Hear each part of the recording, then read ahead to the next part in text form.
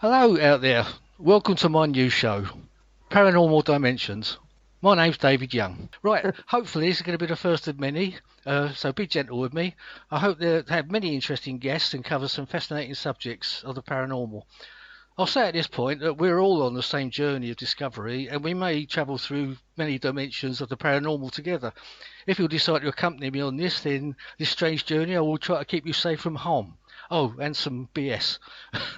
Right, talking about BS, I'm going to introduce you now to my very first guest. Now, I'm not saying she's BS, but she's actually been a very serious debunker over the last couple of years with something we may get into here, but we'll certainly be pointing you in the right direction to see what we're talking about. Right, her name is Sacha Christie. She's a very good friend of mine, and she's going to be fascinating, I'm sure. Hello, Sasha, are you there? Hi, David. Yeah, I'm Hello, here. Sasha. Lovely to speak to you. Thank you Hope for you. having me on as your first guest. Oh well, I couldn't resist not having you on. To be honest, it's you know that I need to feel comfortable at least on my first show with somebody, and I know that you've got some fascinating stuff to tell us all about, and really, I'd just like to let's start off by saying, how did you get into the paranormal world, if you like? I know you've had an experience, you've had some experiences of your own. Well, I didn't actually get into it. It just wouldn't leave me alone, so I ended up trying to figure it out. Even as a kid, I had weird things going off around me, and always felt, strange in certain places. Woken up in the middle of the night, like Mm, terrified, and you just think something's watching me. Anyone who's had that experience will know exactly what I mean. But yeah. that used to happen when I was a teenager. Um, yeah, I had lots of weird experiences, and so I don't feel like I actually chose the paranormal. I feel like it dragged me into it, kicking and screaming. Yeah, I think that's what happens with most people that get involved in the paranormal, like mediums, for instance. I don't think they choose to be mediums. I think they just end up Yeah, doing it because they're chosen from the other side, aren't they? yeah, I mean, yeah. I've told my little story about when I was a baby. But I was in my cot, standing up at the side. I probably told you this story before. But a purple mist coming in the door and swirling around the room, and I can remember it going back out the door again. I remember standing there screaming, and my father came in, and I told him, look at that purple mist, and he couldn't see it at all. I mean, really, Yeah. that was my earliest, and to be honest, I've never really experienced anything else apart from that until my sort of later years, experiences with mediums and things. So Yeah. it was just one of those strange things that I don't. I mean, I've never had an answer to it. I don't know if there's anything that with a purple mist meaning in it, but I don't know. It's funny you say that. I had a dream about a green mist, a green. and yeah, there was a knock on the door, and two people were there, and there was a green mist. As Mm. I opened the door, I accidentally breathed some of it in, and then I realised that it was a life form and called it a Oh dirty wow. git and said, "Get out But of then me." again, yeah, that was a dream. That So was a I dream. don't know what's going on. I breathed that green mist in, but What? I remember when I stayed at your house last year, Yeah. we did have a conversation about all this, and I think that you're actually quite sensitive. I think we even had a few quirky coincidences as well, but I can't remember what they are off the top of Yeah, my head now. I think we've all got the. I think we've all got it in us, haven't we? But it's just a matter Yeah, of sort of realizing what is and what isn't. I mean, the amount of times that I've been meaning to call somebody on the phone, and suddenly there they are on the phone. yeah, It's like yeah, as if you're sort of you think, oh well, I can imagine it's coming over the airwaves or something, and it's getting into your brain. It's weird, it's weird but that, isn't but the it? number Yeah. of times that's happened is ridiculous. Well, it But happened to me recently, actually. I've got a friend over in the States. She travels around a lot. She's called Barbara With, and or other, I think it's pronounced With. Um, and I met her before any Facebook or anything existed, and we were talking on a forum, a spiritual forum, and she was doing this emotional freedom technique training, so she needed people to do it with. And so I did it with her, and it was called Conflict Revolution. Now, I was in my bookcase the other day, and that's like in 2005. So we kind of drifted apart on Facebook, haven't spoken to her for a while. She's always up to something. She's like me times 10. She's like me with her act together. So she's an author, and she'd sent me a book. And I was in the bookcase and I saw the book and I picked it up and I thought, oh my gosh, that just seems like so long ago. I can't, like a million lifetimes ago, four sashes ago, Mm. And I put it back. I thought I'll have to read that again, And then I got a message from her the other day. Yes.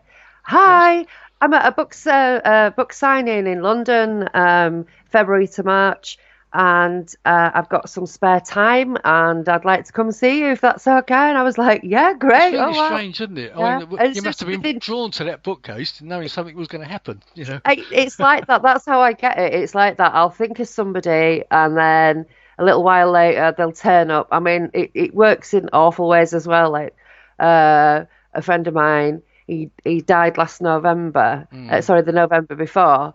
But I had this awful feeling that 3 weeks before he died, he'd actually died, and he hadn't died. So I kind of Oh, like wow. was Yeah. sort of like beating that feeling out of myself, Yeah. thinking, what? Where's that come from? And it bothered me that much. I spoke to my mum about it and I spoke to my daughter about it. And then he did die 3 weeks later. Mm. So it's always a bit like it's always a few weeks Mm. notice that I get, Mm. but I don't And of course, realise what it you is. you can't go and warn them about it or speak to them about it, can you? You know, because it's one Well, of I, those things that's unspoken, isn't it? It's not an unspoken yeah. knowledge. Oh, I had a dream that you died. Yeah. Mm. Yeah. Well, actually, no, my friends, we do talk like that. Mm. But yeah, I did try to get hold of him. You I did. said, Oh, right. yeah, I did, but he changed his number, and it was just sad. But yeah, I do know that coinciding thing Yeah, happens a lot. yeah. Because you lost a couple of friends last year, didn't you? I remember. Yeah, You know, you had a quite a, yeah, quite a sad yeah. time of it. There was a few in a row. Yeah, there was family and friends as well. Mm. 4 deaths in total. Yeah, Mm. crazy. It's But that's terrible. life, isn't it? Death's Oh another yes, of course experience of life. it is a major part of life, isn't it? Unfortunately. Well, I've lost people from being very young, my Mm. grandparents and then my brother and then, various friends through accidents and suicide and all these kinds of things. Yeah, that's awful, So isn't it? Yeah. to me, like death is just a huge part of life. Mm. And I don't know if I've just come to think that because I need to be able to cope with the loss. But I've had too many paranormal experiences to actually think anything other than there is more after we die. Mm. I know some people that I talk to really don't believe it. You know what I mean? Good for you, Mhm. whatever. and, I'm I glad know that you've you, put to your be head out honest, to death a million times. yeah. Oh no, no, you're a very strong lady because you've been stuffing a lot with your own health, haven't you? Your own health problems, and um, Yeah.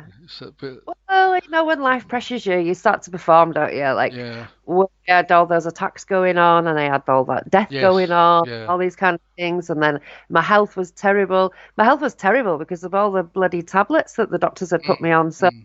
I spent, during all of that, I was also withdrawing from several tablets. I completely stopped eating meat, eating bread, and no more sugar. And, because my body couldn't take the pressure of being Mm. trolled because my blood pressure went up and my heart was Did you say controlled or trolled? trolled. Yeah, being a bit attacked. a bit of So it both, was, yeah. yeah, but well, attempts to be controlled. Yeah, but Yeah. no, couldn't do it because even my dad couldn't tell me what to do. No, no. It's just continued like that. And what with all the vile attacks that were going on online and Yeah, everything, yeah, it was it was hard, but now we know that it was worth it because oh, we're certainly coming out from the other end of it, or was it certainly nearer? yeah, Yeah. yeah, yeah, and the evidence speaks for itself. You don't even have to listen to me; just listen No, to that's right. them. We'll highlight some of that as we go along and Yeah, point people in the right direction onto your websites and your blogs and everything. We'll make sure everyone knows where to look. Um, I suppose. I mean, I'm quite looking forward to the conference we're doing next year, where the oh Colonel Holt yeah, returns to Woodbridge, yeah. That's going to be and great. It's and such you'll a be good doing a time. big what shall I say? Expose Presentation. talk about with all the evidence and showing all the evidence and everything. So that should be very interesting for most people who don't know much about it. Um, Yeah, yeah. Well, we've got to set things right, haven't we? oh, The absolutely, things yeah. are out of balance, and so that balance needs to be addressed, and that's what we're doing. And I mean, what's your experience? What are your opinions about most ghosts and hauntings and Oh, etc.? well, I think there's a lot of things going on. I think it's not any one thing. Um, I know you because do some ghost hunting yourself, don't you? I used to ghost hunt and then I started paranormal investigating. There's a difference. Mm. One is when you don't know what the hell you're doing and you're just sort of chasing about in the dark, Yeah, usually emulating following somebody most else. Yeah, haunted. yeah. And the other one's when you actually have got some knowledge in your brain about what it is that you're actually looking for, what the signs are, and how to, be skilled at investigating and get the maximum information that you can.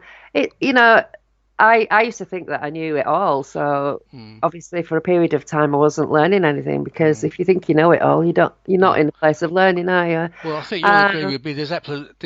There are no experts in this field or any field that are to do with the paranormal. There's people who know a little bit more than others, but there's certainly no experts at all. Because no, because it's not even a tangible thing, is it? I mean, I like old-fashioned investigations, but I actually really like these technological investigations as well. mm, And, like the technology that's becoming available, the Connects thing where they can map bodies and how these ghosts are shape-shifting. For example, there's been a couple of times when the stick figure has turned into what looks like a table, and I've gone, oh my God, they've turned into a spider. A mm. little while later, the psychic ends up with a big spider on him, Oh my God. and I was like, that's. Oh, do you think right? So okay, what we've got is we've got dead people who are confused and lost because Mm, maybe they were confused and lost at the end of their life and might not even know that they're dead. So that's the spirit of the person. And a ghost, I would say, is just a place memory, an imprint of energy that some people can see. I've seen a ghost, what I would say was a ghost, and that was I think was an imprint of an energy that lived or died in a castle, Featherstone Castle. I don't think that that was the actual spirit of the woman. I think mm. it was like a place memory. So, and then you've got things like elementals and PK manifestations and poltergeists, which pretty much are PK, but Mm. and then you've got things that were human that have now become demonic. Some real negative entities. We've got the shadow people that seem to be from another dimension anyway. Mm. You know, um, and then we've got these portals or interdimensional doorways that are scattered about the place where this phenomena can manifest itself into our environment, and occasionally that involves using people to manifest themselves in this environment. If it's related to, say, the reptilians, for example, that's the one way that they can interact here Mm. through us, which is really quite scary. Yeah, yeah. I mean, when I used to hear those stories about reptilians, and I think, oh, what ridiculous. But the more you actually, it does sound ridiculous, but the more you It actually look is, into yeah. it and Mm. awful lot of, and there's so many people all over the world that have had those same experiences, haven't they? Yeah. It's not And, just, and so many that have seen it. There's people that can see things in our environment that we yeah. all can't see. And, I sometimes can see stuff and sometimes I just hear it or sometimes I just feel it. So, I saw two shadow people step out of Jason Andrews at a conference in Lytham St Anne's. Mm, He's a reptilian abductee, and I thought my eyes were imagining, oh, it was an imprint of a shadow, or like when you look at mm, something, it leaves a kind of print in your eye. So I'm looking, thinking, oh, maybe it's that. I was looking around, kept looking back. There it was, and then a year later, I met them in the flesh, and up until then, to me, I didn't know if I believed any of it. Even though I was seeing stuff with my own eyes, I thought, well, it's in my head. Maybe I'm generating this, you know. I do question myself. I don't just accept everything blindly. So anyway, I saw this, and a friend who was sat at the other side of the hall saw it also. Um, so that was there, you know, and you're like, oh, Lordy, what does that even mean then? Yeah, of course, yeah. Oh, you're You talking know, about old castles and things. When I heard Richard Felix speaking a couple of years ago, but in Nottingham, I think it was, and he was talking about spirits seem to imprint themselves into old stone. It's like a magnetic recording. He seems to, yeah, that's his theory. I think I've seen that before as well somewhere. What do you feel about that? well, I think stone is full of crystal, isn't it? So Yeah. you know, it's crystal star energy. That's what they do.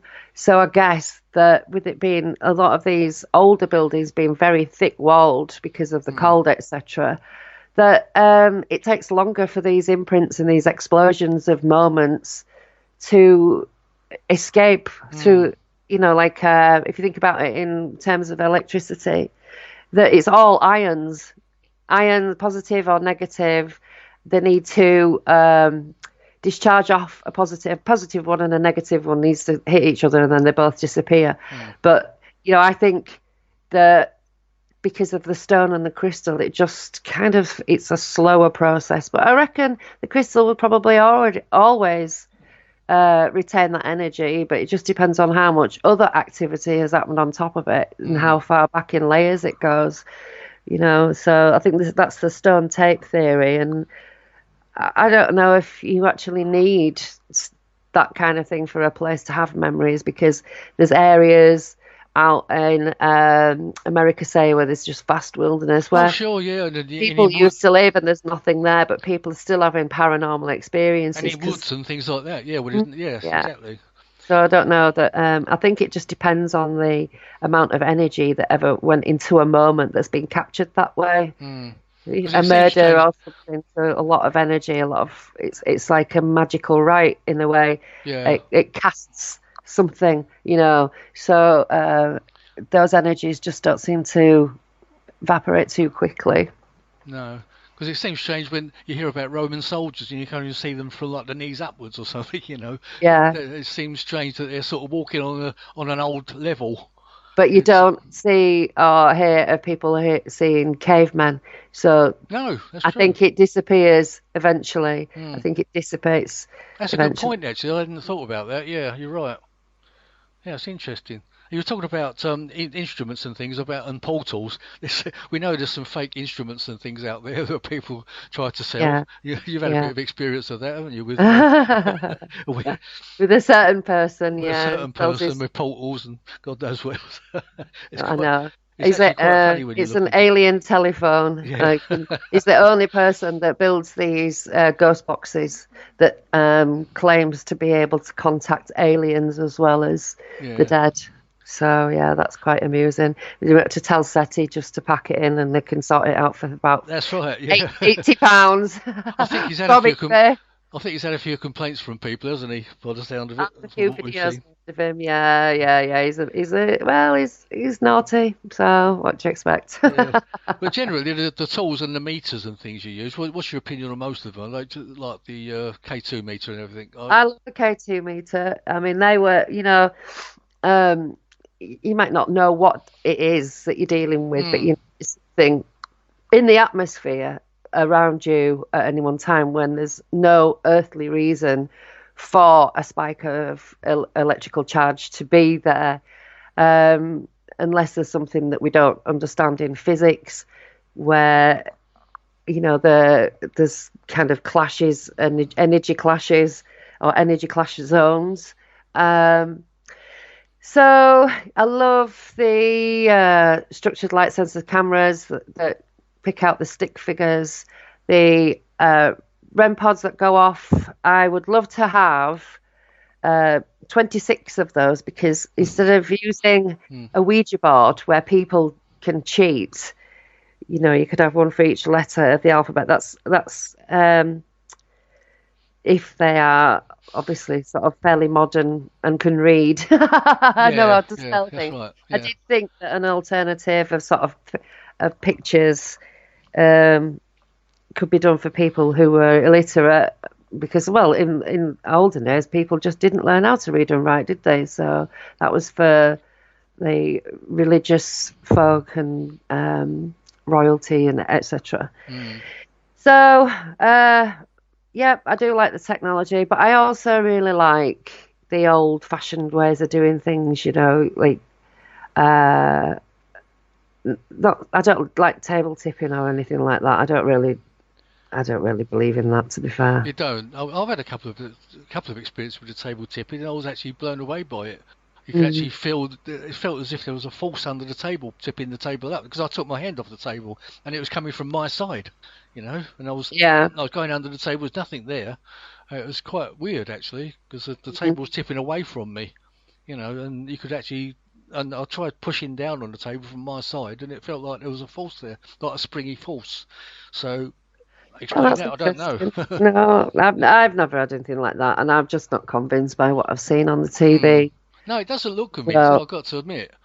And the same with Ouija boards. I mean, normally people just say, "Is anybody there?" and you're sort of saying yes and no, and you don't really get anywhere with it, do you? Because well, it's no, but all these things, like people go, "Oh, bro, you eat your board. It's really dangerous. Don't mm, do that." And oh, then they get a K2 meter out, and it's exactly the same thing. It's mm, just a communication device. mm, So, you go, "Oh, you don't know what you're doing. You're opening and closing." Well, do you open and close with a K2 meter, or do mm, you just go zooming in, waving it around, and waiting for some reaction? It's more dangerous, I guess, with a K2 meter, because at least with Ouija, we've had all this fear pumped into us, and then we're like, "Oh no, we've got to do it this way." You mm, should do it that way with, protecting yourselves with whatever piece of equipment that you've got, and then you should store it in a box that has some sort of like a load of salt in it, for example, or mirrors, or wrap it in a black cloth, put it in a wooden box like you would your tarot cards,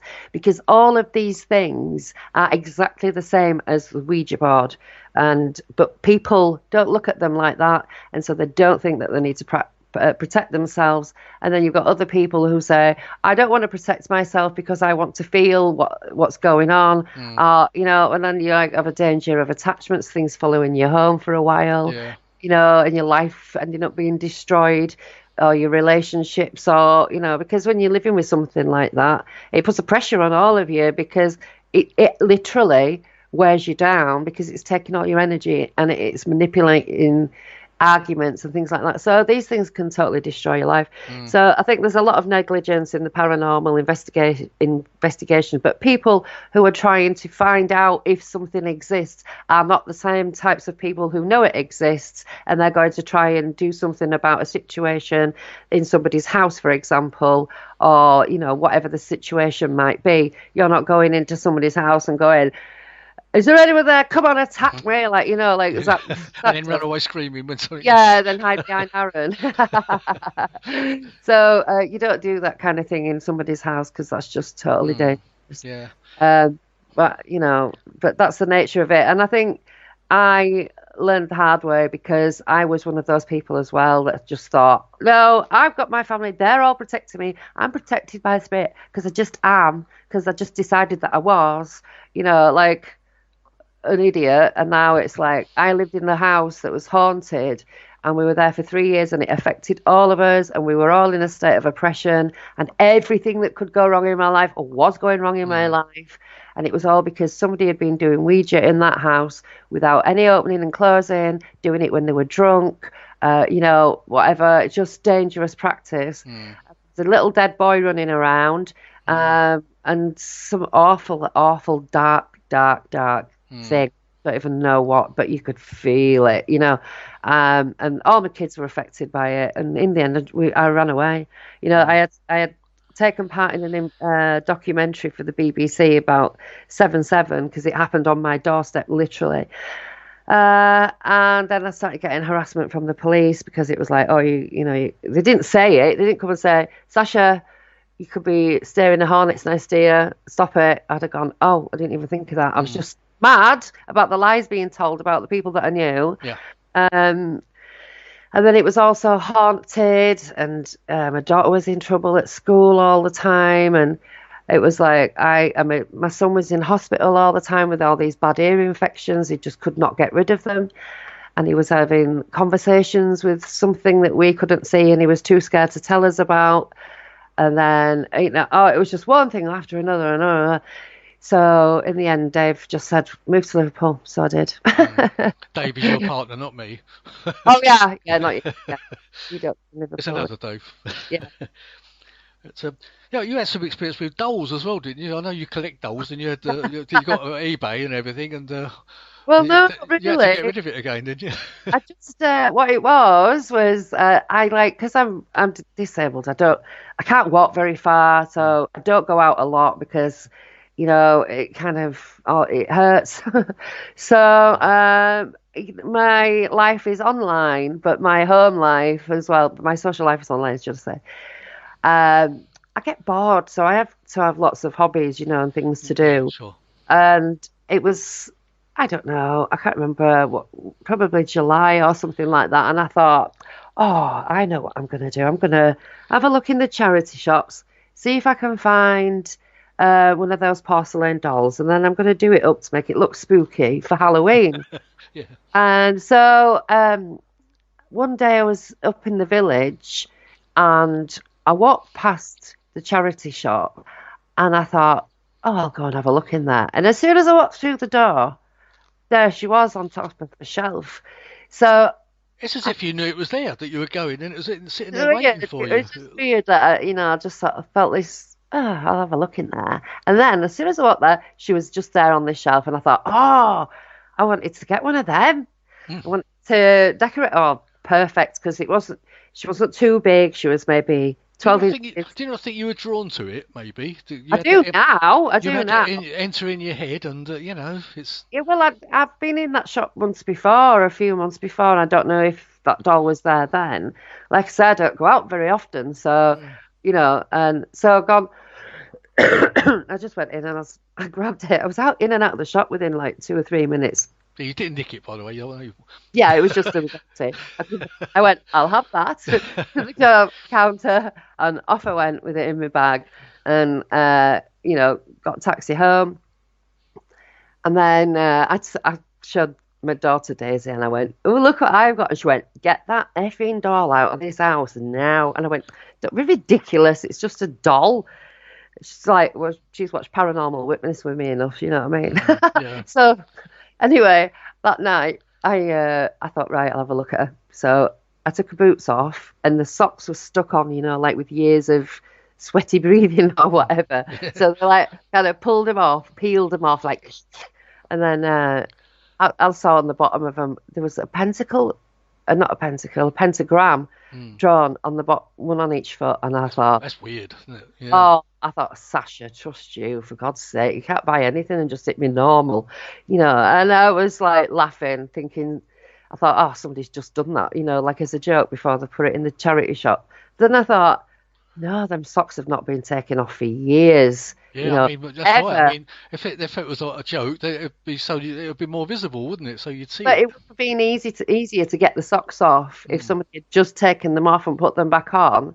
They were literally stuck to the porcelain. So so I showed Daisy again, and I was like, Daisy, look, ooh. Like, she was like, oh my God, are you joking? She goes, are you messing? So I was like, I said, all right, that is a bit weird. I will concede. But I don't honestly think anything, I've protected the house. Like, I've got, it's like a fortress. So, like, I put her on my little altar, my thing of destiny. And then I'm not sure how long it was. It was a little while, a couple of days maybe. And then there was, I came downstairs and there were 6 flies on the front door. And they were bright green, like really, really, really shiny bright green. And they were very docile.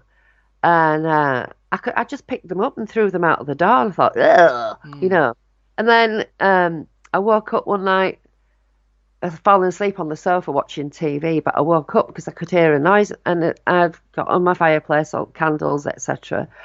And then the flame on the left candle, which is in the corner, the furthest away from any door or window, which wasn't even open anyway, and it was blowing like somebody had a hairdryer on it, and the flame was like a good couple of inches wide and flapping. It was making a noise like, like it's been blowing on it, and it was, the way that a candle kind of splutters. And so I kind of like woke up, and I thought, oh, bloody hell. And I stood up and blew the candles out because I'm obviously going to go to bed. Then the next day, 6 flies on the door, and the next day, 6 flies on the door, and the next day, 6 flies on the door. And I filmed all this. I kept filming it, and I was like going, okay, here they are again, 1, 2, 3, 4. Exactly 6. It just seems more than coincidence, doesn't it? Yeah, it wasn't 3 6s, so it wasn't just like 666. It was like 5, I think. It's like 5 days of it. And I just grabbed that doll, I put it in the carrier bag, threw a load of salt on it. Just chucked all the boots, clothes, everything. It didn't even have anything on it anymore. And then I wrapped it up, and I've got these sealed containers out in the garden, so I put it in there. So then my daughter, she's saying, oh, I had a dream. She had it a few times. There was a young girl with dark hair outside in the garden screaming at her through the kitchen window. Oh, wow. Yeah. So I was like, oh, my God, I don't know what to do with this. I thought, right, okay, this is fate. This is... I'm in a few magical groups. I was talking about that, and they're like, oh, I love it. I want it. And I thought, no, there's no way I'm not having a tortured soul. If there's anything attached to this, I'm not giving it to anybody that I don't know in the, in the magical communities, because you just don't know what they're going to do, and they're not all good souls, And I just thought, no, I don't know what to do with this. I thought, right, I'm going to put it on eBay. There's like hundreds of haunted dolls on eBay, right? All asking ridiculous money. And I just put it up like 99p or whatever it was, the starting bid.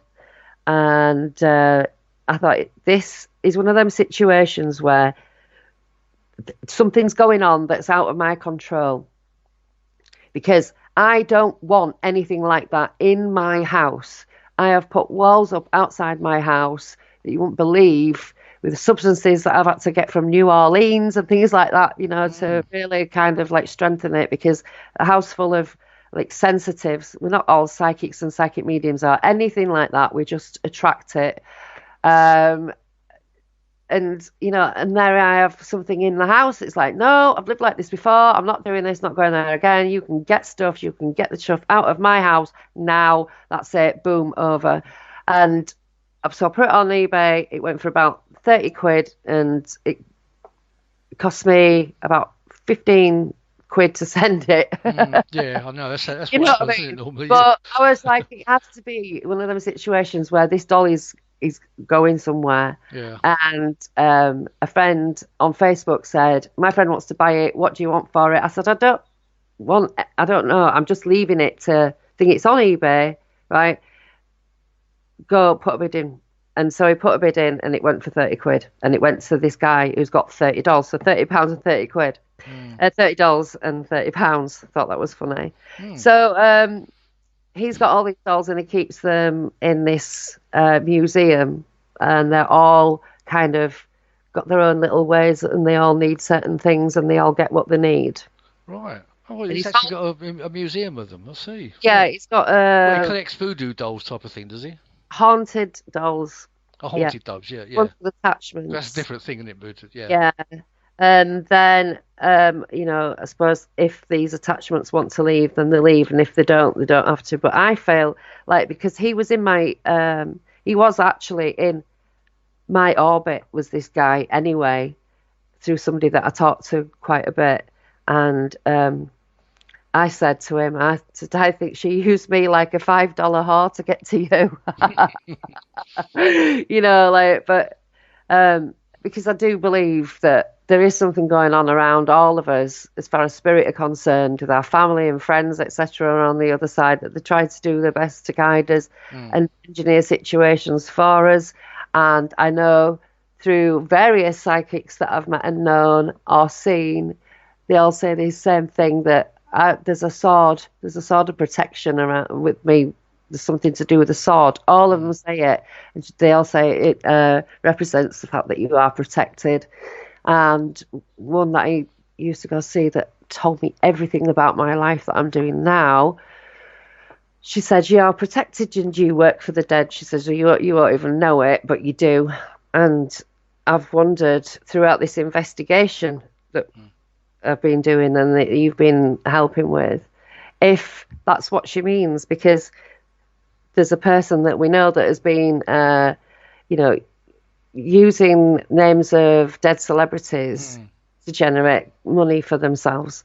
And I said to Ronnie Dugdale the other week, I said, "Do you think that they're all involved in this? All these, like, John Lennon and Stevie Ray Vaughan and Helen Wheels and, And all numerous of those. others, yeah. Oh my God, I could sit here forever reeling off names." I said, "Do you think that they're all pushing for this as well? Because the way that things have come to us it's been really ugly and hard. Mm. All of the evidence has been like thrown at us pretty much Yeah. from, You've had to be strong to get through it, really. I mean, yeah, but the evidence part of it, if it wasn't for the attacks, it would have mm. been easy. It would have Mm. been so easy.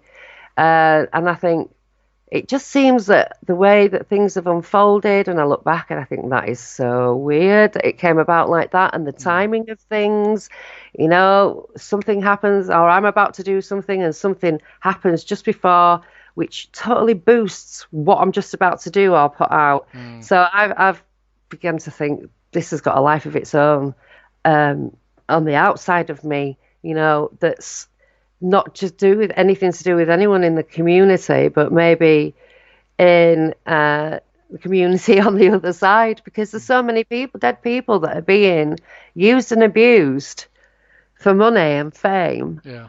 If I was one of them, I would be really angry, and I'd be saying, "What is this guy doing? No way! I'm Mm. going to do whatever I can to stop this." And it just feels like that's how it's been. Mm. Well, absolutely. Once you accept that there's a life on the other side, these people are going to live the same as everybody else does after life. They're going to be out for, if you want to call it revenge or something, but Yeah. they're not going to like it, like you say. And I think the Mm. people concerned in all that really should be absolutely ashamed of themselves. You know, Yeah. particularly one person. It's I won't want to be that person when they die. Imagine all them been waiting for them. mm, That's going to be one hell of a crowd. You wanted to mm, meet all these people. Well, here we yeah, are. yeah, yeah. Fame at last. Yeah, for all the wrong reasons. Yeah. Well, it's not that I've decided to believe in the afterlife. It's like it's been that many things that have happened Yeah. that it's like, oh, I can't not anymore. It's like, it's almost as if I said, oh, I'm not sure. All of those people that I have known will all be screaming at me and laughing at me, like, "We're right in front of you." Yeah. I mean, I felt quite alone a lot of Mm. times because I of know you it. did. I mean, at one point I was sort of on the other side, if you like, for Yeah, but I think you understand now that I was looking for the you, truth in the whole story. yeah, I yeah. believed the wrong side for quite a number of years, as you did as well, I was and gonna say I did the same thing though, and David. there's been a whole lot of us that have done the same thing, but and you do get caught up in. I mean, I don't think I really attacked you in such a way, but I know I was. You do sort of make messages of support and things for the other party. You're just When trying to. You think you're doing the right thing. yes, that's right, yeah, Everybody, because you're relying on those lies that you've been told from the other side, yeah, and it's only when you come to realise those lies for yourself that you yeah. realise that you're on the wrong side, which is what happened with me. Yeah, You well, I know? thought you were being like disingenuous and hopping Mm, around people. And I was like, what are you up to, David? mm, And you were actually doing what everybody should have done and then talk to everybody. yeah. Um, and then when you realize what's going on, like you did, and like many other clear thinking people did, they looked at People the still are, aren't evidence. they? Now, even we're seeing evidence of it now, even still. Yep, I yep. mean, there's And going to then, be a lot of people out there that don't know what we're talking about, and we'll well, actually I'll point just you in say the it right. briefly that I've been investigating somebody that I knew for a long time because I put a roof over his head for a few months. He'd come and stay with my partner and I and in our family. And then I realised that his narratives were very different and chopping and changing, and that some of his stories were just really, really, really, really, really ridiculous. And then there was incidences where, because I've got such a this memory, it's a curse and a blessing where I very rarely forget stuff. Um, and then so I'd heard one thing and another, and then here again there's yet another version of the same events. So I'm saying to my partner Dave, something really wrong here, and then I'd be like, oh, well, he's got PTSD and his head's smashed. They were all debriefed and drugged and blah and all this lot like in the military. So, I gave him a lot of excuses, which were actually just red flags and me dismissing Well, it's them. like everyone. We were all making excuses for him, really. Yeah, but then I started looking into stuff online and I started finding evidence that things weren't right, and it's kind of gone on from there. But everybody in the beginning thought, literally thought, because they'd told him, he told them that I was a drug addict and I was just a crazy super fan who wanted to have an affair with him, and that's why I moved him in here. And, I'm a child abuser, my kids are filthy, live in filth, blah, blah, blah. All this, all rubbish. So people were thinking, oh my God, what a horrible woman. And quite rightly so, because if that had been true, then I would have been a horrible woman. Absolutely, yeah. We all fell for it, So. Yeah, but you see, he's done that to me. And then I thought, all the way through it, I thought, just, try not to bite. It was difficult at times not biting. But I had to highlight, and what I was doing was highlighting. What everyone was doing was the gaslighting. And it was all at the whim of this one person. And, it kind of spiraled out of control where he was must be speaking at a conference in Glasgow, and somebody I know would not let the university get away with having a woman threaten to put my windpipe through my spine. That was my changing point from Glasgow, as you know. Well, Alison Dunlop, who put on the conference, she wasn't falling for it anymore. She saw his behaviour. He started attacking her and the others and saying that it was, they weren't doing enough and they had to get extra security and pay for that, another £450, because of the threats that he'd made and the situation that had bubbled up, which was untrue. I just said I was going to go and ask a question. I wasn't going to go and have a fight. I can't, there's just no way. Anyway, it was ridiculous. So, after Alison realised and she made a statement saying, this is all actually pretty true and this is my experience of him, then we started talking, and then I started talking to you. And then all those people that had been defending somebody who was seemingly being attacked, they saw that it wasn't attacked, it was the truth. And then they all kind of hopped over to the side of truth and started investigating with me. And then I can remember I came cap in hand to you and I said, I can see something's gone wrong here. Can we be friends? And so we started talking from there, didn't we? Yeah. Well, I had to say to everybody, I've done the same thing myself. I did it. I supported him blindly. He dragged me into so many arguments. That I've seen how he twists the situations and these arguments occur now. So I've seen it all for myself. Yeah. He gets out of his depth and then he has to bring in the big guns and people who defend him because he can't keep his story straight, But that wasn't what I was thinking before. I thought, all these people, I know what the internet's like. It's a very, harsh place. And so I gave him all of the sort of understanding and compassion that I have for my dad, who really does have combat PTSD from actually being shot at and losing friends and all the rest of it. So I gave all that to him when he didn't deserve it, because he doesn't have PTSD from the event that he says he was involved in. He's got PTSD. He's had a traumatic life, running away from his lies. Yeah. No, I think we could mention it was the Rendlesham Forest incident. And he wrote a book with Peter Robbins. So I don't think we can. And the book has been. Well, no, I just don't want to cause any trouble on your first show. Do you know what I mean? No. But they all are trying to. It's all out there anyway. So it's yeah. Yeah, there's a film being made, Capel Green, and it's about based on the book that was removed from sale by the publishers. Yeah, the people who are making the film keep telling people to read Left at Eastgate when it's actually unavailable for sale.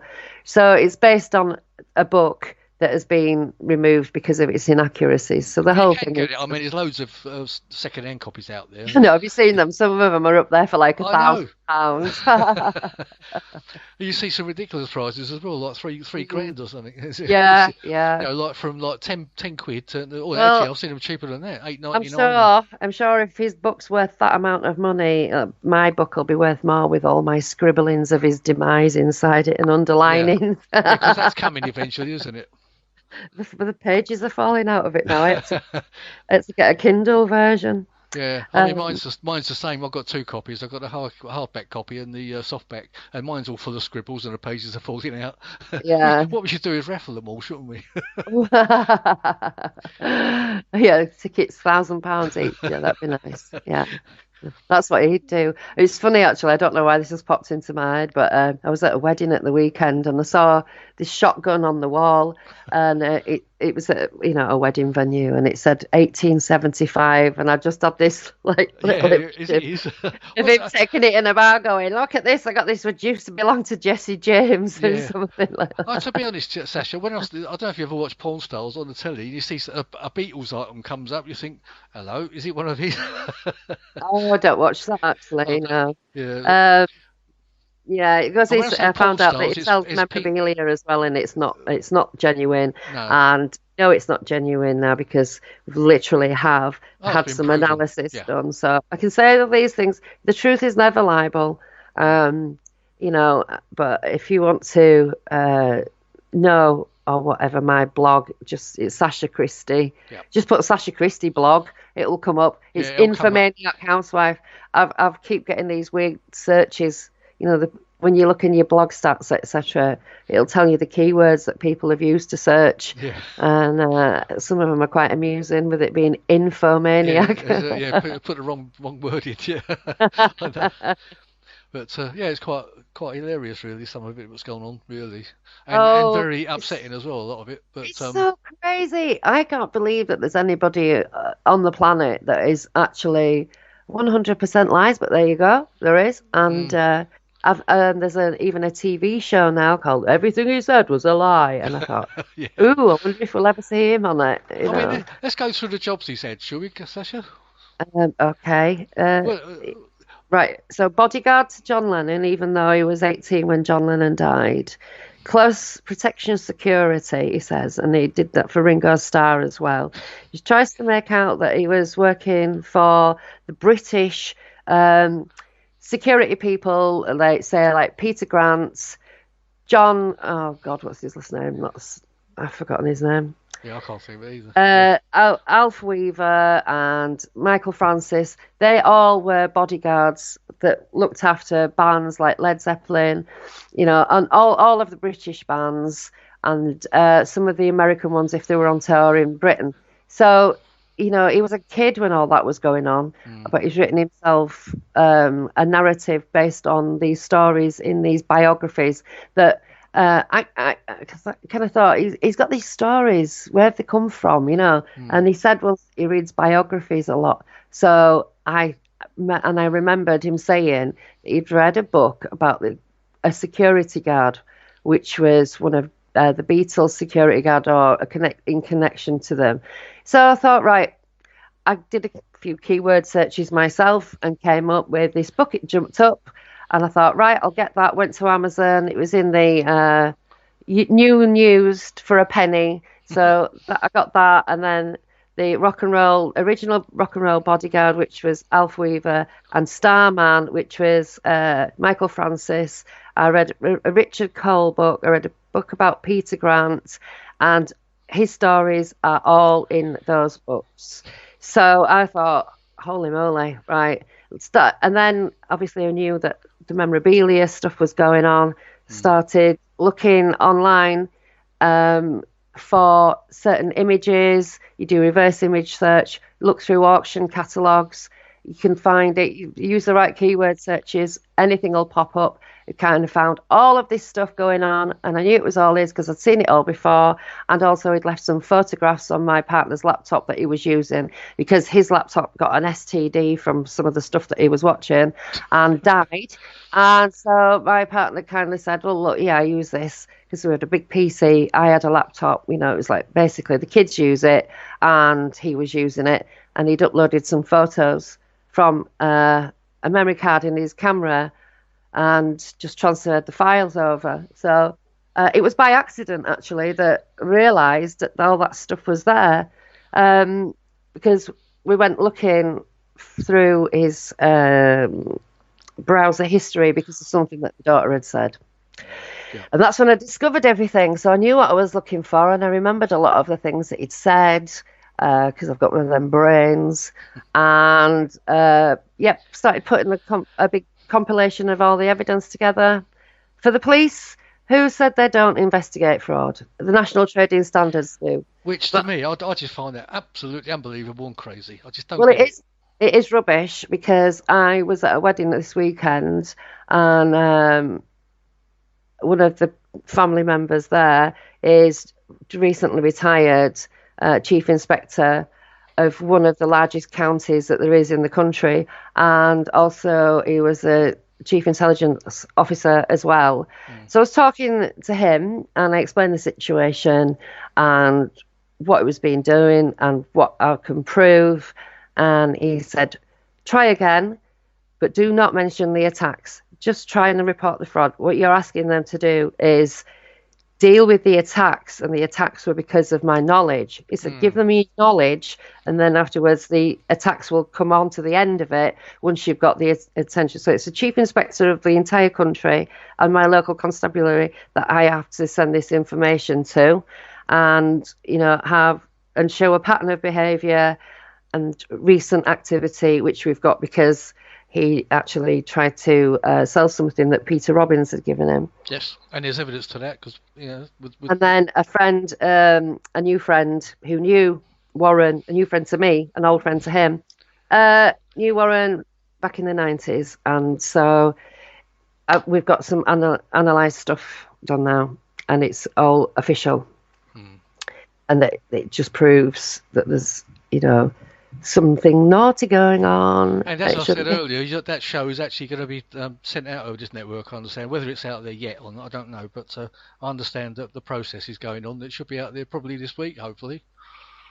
Yeah, because people need to hear it. It's not about this. Oh, most definitely, yeah. They're like, that side of things. They're telling everybody that it's just my opinion. It's the opinion of one woman who's infatuated with Larry.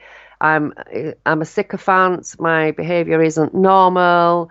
It's creepy, and it's just something that happened, and I've just flipped because I can't have Larry, and I love him that much. I love him that much that I didn't bother trying to be in a relationship with him for 9 years. But apparently, the last few months while I was with my partner Dave and our baby daughter, who was 10 months old, I just wanted to have Larry, so I moved him in with my family into this tiny house. That was crazy, isn't it? I mean, right, up to have an affair with somebody under the noses of all my children. You were his housekeeper, not somebody. I was his landlady. I was his landlady. He slept on the sofa. Not somebody who's sleeping on the sofa. No. So they tried to make everything look a lot different to as it actually was. But, at the end of the day, when somebody's going, I'm being attacked and it's unfair, and people go, oh my God, that's horrible. And then they start talking about people badly and they don't even really know what's going on. But in their minds, they're doing the right thing by somebody who's being attacked. So I can't go, oh, I hate you, and you're all stupid and blah, blah, blah. It's like, well, I did that. I said that. I did that. It was like watching my old self defending him just with different names. And so some of them really don't care about the truth, and some of them just like being part of trouble. But now it's all quietened down. Because, they've supported the lies anyway, haven't they? And but now they're behaving themselves, aren't they? Because of the film, they want everything to just die down and go away. But it can't go away. It's not even. You Google this now. There's loads of people talking about it. It's not just me. It's way beyond me now. So, Well, it's like Ronnie was saying, wasn't it? Ronnie Dugdale. There's so much evidence, and that show you did with him a couple of weeks ago yeah. really pointed out a lot of the anomalies that are in his story. Anyway, And the one that I did before that, when I was yes, playing all the clips of him speaking and yeah, saying different things, to it'd be saying one thing in one clip and something completely different in yeah, another clip. He got caught out lying, saying that he co-signed the band Metallica and was paid $500,000 finder's fee yeah. That because was he hilarious discovered finding them. that Yeah. all that information. And then so Tino, his friend Tino, asked him about this. Obviously he said you didn't co-sign Metallica and you didn't get paid, 500K. And Warren's going, no, of course I didn't. No, no, no. Oh, I love what these people do. What I actually said was, because I use humour, I said, my friend Richard got 1 million. I should have got $500,000 because I introduced them. It sounds all this waffle about Yeah, trying to get them exposed on the East Coast and yeah, la, la, la, la, la. And at the end of the day, no matter how many times he says that, a guy called Michael Alago actually signed Metallica, yep. and Warren and Richard, whoever he is, were nowhere near them. But there's a lie there. We know the truth. He lies on top of the lie, and Tina goes, Yeah, just accept "Oh, it. Yeah. okay, next question." Like you could tell by the sound of his voice he knew that one. Right? Why is he not saying, "Well, actually, that's not what he said, and that's not actually true"? How does Michael Alago come into it? Just next question. And it's all like, oh, these people, they're so stupid. The flying saucer heads, they just don't understand. They wouldn't even know what showcasing a band is or what an Agora ballroom was. Or, he's trying to sell these things to the UFO community while telling the UFO community They're all how stupid. stupid it is. So, it's like, why don't you go sell your stories to the rock Yeah, the community, the rock and memorabilia roll people. lot? Yeah, why don't you go on these forums where people are talking about Jimi Hendrix, and why aren't you getting all your adulation from them? Oh man, Larry, yeah, I remember reading about you and then. Because he's supposedly on all these albums and all this stuff and all these anecdotes that are supposed to exist. No, no way. He's too young. He says he's old, and he wants people to think that he's older because his stories will work. But he's only, like, what is he now? He's born in 61, so 57. So 57, 58, 70. 58. Yeah. So it's not like he's not in his like mid-70s or anything, which Yeah. is what he would have to be. Yeah, because he was on a hilarious radio show, wasn't he? Saying he was PA to the Beach Boys in the 70s, when he would have been sort of like. Yeah. In his school break, yeah, he was PA to the Beach Boys. And considering he lived on the East Coast and they were on the West Coast, it was been at that And age. the show that he came out with that on was Christina George, Top Secret or something. Yeah. I can't remember what it's I called. think it should have stayed top secret, to be honest. Yeah, but they don't look impressed when he's reeling all this stuff off, do they? She wanted to talk about the attacks, and she said something about why is it all the people that were supporting you are attacking you? But it was basically, obviously my mind control powers had made everybody attack Larry because, I am a god. Made us all change their minds, yeah. Yeah. So she wanted to talk about that, and he just kind of just went off on one about the fame and all. Yeah. And there's 4 faces on this video screen. It's like split screen. And they all look so bored, and Gary looks very agitated. Well, you can see his eyes thinking, Yeah. what is he saying? And they're going, you were a kid then, weren't you, Larry? Like, yeah, you were a child. So it's just ridiculous. They know that he's lying, and he's saying, and Gary says there's no evidence of him lying. Well, there is.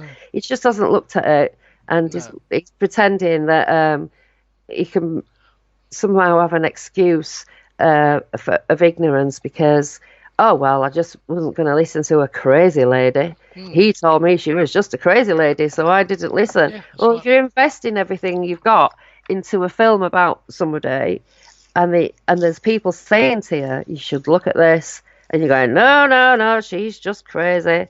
There's no excuse. Ignorance is not an excuse in this day and age. Oh, and there was even the thing about the famous A10 picture, wasn't there? That is on the front page of one of the UFO Truth magazines, and Allegedly, I faked it. yeah, allegedly UFO, and Nick Pope, with the help of Nick Pope, is I think was some of the Well, comments we heard as there was well. a reflection seen in the photograph, so it was zoomed in, and it was very obviously the reflection of somebody holding a camera taking a photograph of a screen, and you kind of clearing it up a little bit, and it's Larry in his living room, and you can see the paintings on the Painters wall in the behind you. background. You can see the tattoos on the arm. All it, yeah. You can see the So they wrist. said, "Oh yes, what we're looking for is a middle-aged man with grey hair, a pointy nose, and glasses, and a chain on his right arm." And then it was Larry comes and he goes, "Yeah, we knew it was her. Cheers, You Aunt." could actually see the name of the camera as well, couldn't you? On it Yeah, was it? yeah, Nikon. It was a Nikon, yeah. Yeah, and he goes, "Oh, you mean yeah, sure, it's her, but we knew that anyway." So Mm. yeah, because I look like a middle-aged man with short grey hair and a pointy nose and glasses. And then it was like, oh well, what if it's Nick Pope? So it was either me or Nick because we are almost identical looking, aren't we? So it was just all these But the ridiculous. thing is, why would you have? You were one of his best friends so you thought at the time. So why would you fake something like that Well, I would have had to have on gone your back own in laptop? time. Yeah, well, I couldn't have, could I? Because he put that photograph up on Yeah, Facebook in like 2013 or something. yeah. So I was supposed to have done all this faking and forging and stealing from him when we were all still friends. But he's saying that there's one auction where he sold a painting and that another painting's been declared as fraudulent and some other items. And I'm the one who's faked something that's been in the auction that he had items in it that he sold himself, but somehow it was me that I'd stolen this painting and I sold it through the same auction on the same day, the same catalogue and everything. And it's on a Facebook page as well for Special Auction Services. They've got these things that he sold through them, photos of them on their Facebook page, but apparently I'm supposed to have somehow exacted all that crime with my crazy ladiness and my time machine. Hmm. Yeah. I mean, and he was well supported, wasn't he, by the magazine editor Gary Yeah. Heseltine for that because Then they it, said it was me, and it all came out that it was a fake because the original was in colour, and the one that was being bandied about was black and white, and the original one didn't have a UFO above the A10, but the black and white version did. And so Gary put a status up saying, "Have you ever told a lie?" and like gone on about different types of lies and little white lies and blah blah blah. But that wasn't a little white lie; that was a big lie. And also, he swore on his son's head that that was a genuine thing, a genuine photograph. And what kind of person swears on their own child's head yeah. when they're lying? As we know, on the Filey talk that he gave, he's actually talked about the incident being proven over the 3 days because of that picture, Yeah, because of that A10 picture. yeah, So yeah, it sort of throws his whole story in the can, really, doesn't it? yeah. Yeah. It's Everything he says throws his story in the can because there's a different, version, a different timeline, a different whatever. He's in Germany on the 27th. I mean, last night I was watching something and he was, the first night, according to him, was the 27th. So his night was the 29th. And this was in 1994. This was filmed. So, it's like, well, actually, it was all over and done with by the 27th. It was all done, and he was still on his way back from Germany, or by his own narrative and his own timeline of events, he wasn't even going to be rostered onto any kind of shift, especially if it was on D flight, until the 28th when it was all over anyway. So even by his own rhetoric, he couldn't have been there because all his dates are wrong, and besides that, he's the only person that said anything happened on Capel Green. Absolutely, yeah. And I think a major part of that is that Peter Robbins disassociated himself very publicly a couple of years ago. Well, yeah, it's a couple of years ago now, isn't it? With a major statement that he came out with, and you can go to Peter Robbins' site and read that for yourselves, anyone that's interested. You know, it was a major departing of the ways. And since then, I think Peter Robbins has come under quite a few attacks by several people, Yeah. um, because Yeah. of that. Because of that, Well, when people can't believe that after for knowing him all those years that he didn't know the truth. mm, But you know, Larry lives in England. He doesn't live in America. He doesn't. They don't live together like Bert and Ernie. You know, they're not. And Peter doesn't like follow Larry around the internet, reading every single word he said or listening to all his shows, listening to what he said. He assumes that his story is the same as it is in the book, and then comes to realise that it's not the same as it was in the book, and there's many contradictions. And he did the right thing.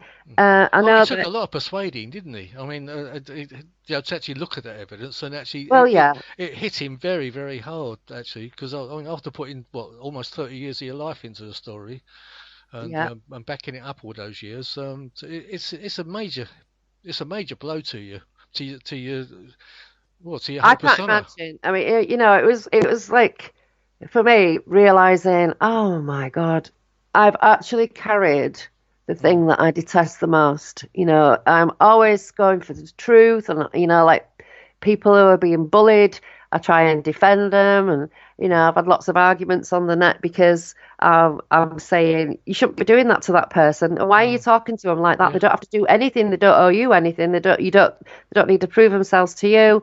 You know, and abductees being attacked is standard. So, Mm, you know, that's and there I am promoting the guy, getting him on radio shows, you know, facilitating lots of things for him to, you know, when people are saying like Colonel Holt said that about his drugs and blah blah blah and mm, everything, and I was like, Larry, you need to get on the radio, you need to come to my house, you need to get on that radio, and you need to defend yourself right now. You mm, know, that is bang out of order. How dare he? Called him Colonel Slanders, mm, all the rest of it, you know, and put it all, you know, tried to make him feasible. I had all these arguments with people going, no, you don't understand. He's mm. got PTSD. He's like, yeah, he can't help being like that, la la. And they're going, no, he's not. He's just, you know, I don't see that in him. And I'm going, no, you don't get it, blah blah blah. No, they got it, and I didn't. Mm. You Yeah. know, so Because in I the mean, end, like you say, we're doing this conference in Woodbridge for Colonel Holt this year, September.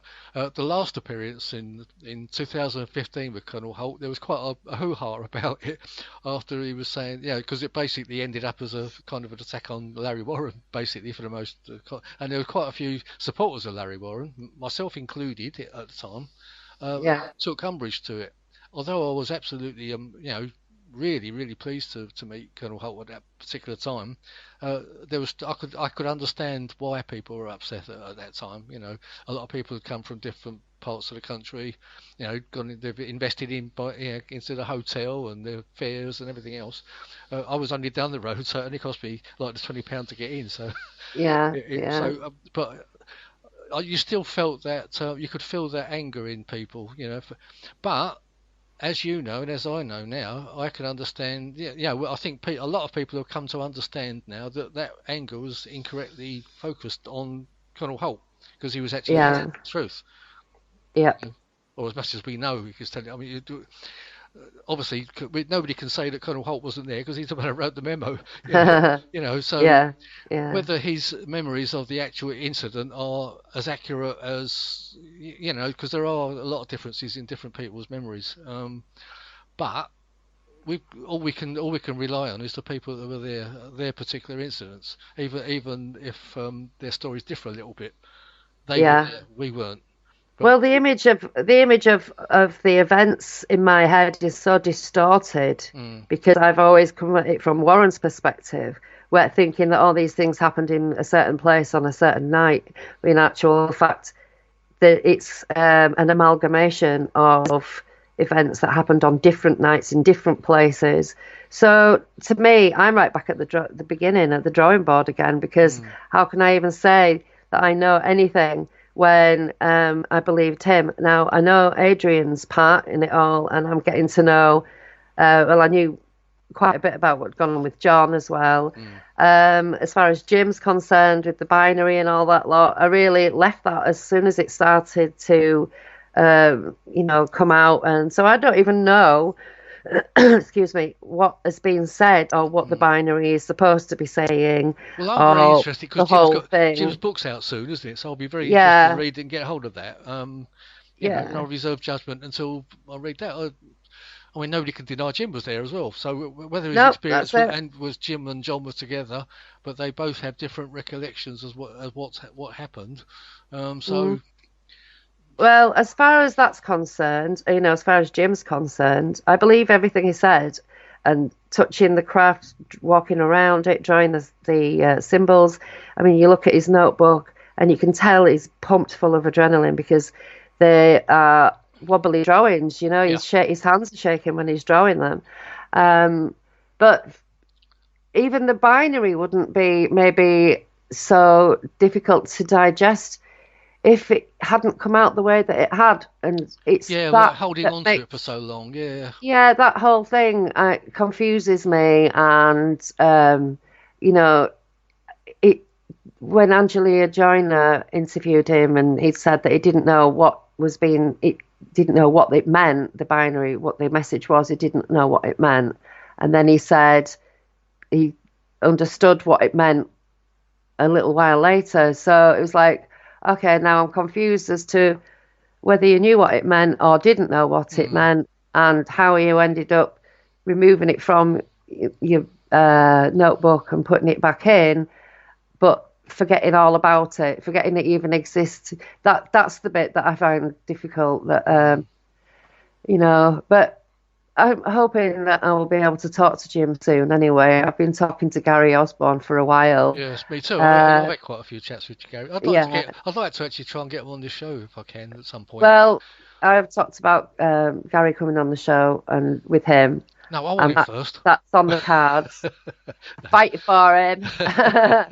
And then maybe Jim will come on with him. I don't know. I don't Yeah. know what's going to happen. Well, that But would be a bonus, wouldn't it? I am like a lot of people who just, well, it's okay. We're all good till we get to this bit. And then this bit here, it just doesn't feel right. Doesn't Mm. sound right.